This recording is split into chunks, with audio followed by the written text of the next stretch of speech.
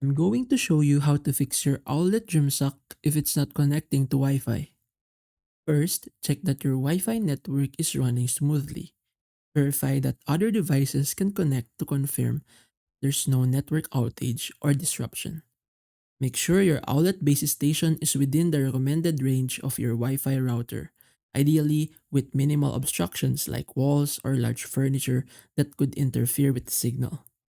Next, restart the outlet base station by unplugging it from the power source, waiting at least 10 seconds and plugging it back in. Allow a few moments for the base station to reboot fully. This can often resolve minor connectivity issues.